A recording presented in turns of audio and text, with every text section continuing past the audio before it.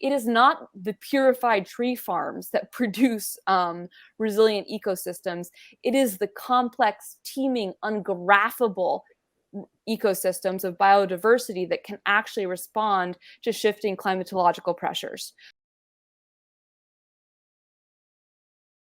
There is this idea, particularly on the quote anti-vax side, right, Yeah. of not wanting to be toxified, let's say, by the vaccine. Yeah, So I'm no, not that, saying you're making those links, but it is out there in a way that, so I'm just curious, how do you interface this idea of yeah. purity with what you're talking about as we are a commune of bacteria and viruses and species?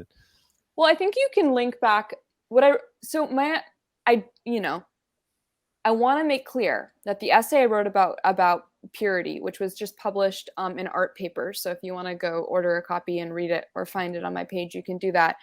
It's deeply personal. This isn't some theoretical thing. I am a survivor of sexual abuse, pretty horrifying.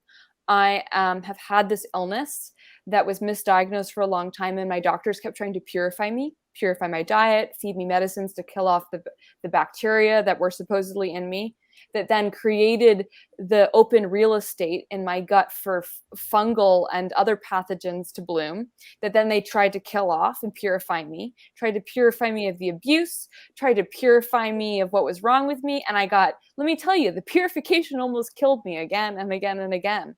And I personally was also inoculated by this kind of Christian ideology that goes right back to Second Temple period Palestine, which is a people who, I'm thinking of a incredibly traumatized, hurt, oppressed people who are trying to control their lives with purity rules because they can't control anything, because they are being genocidally oppressed by the Roman Empire. So, and then that gets grafted onto Jesus's mistranslation by the Romans who write the Gospels, who begin to articulate this idea that everybody is sinful and you have to purify yourself of sin. And that has been baked into things that most people think are secular. That idea of purity is in our industrial medical complex. It's in our politics. It's in everything. And the truth is, we have blood pressure stabilizer in our waters. We live in contaminated rubble ecologies. We are never going back to origins. Purity is a myth.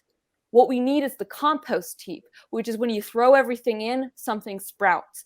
If you mulch things, if you add biodiversity to your diet, it is not the purified tree farms that produce resilient ecosystems.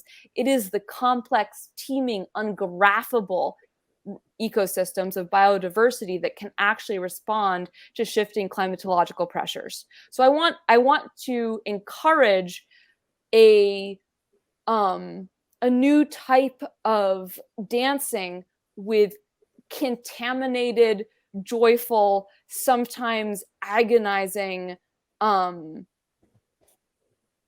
relationship with all of the different stuff that's part of your life.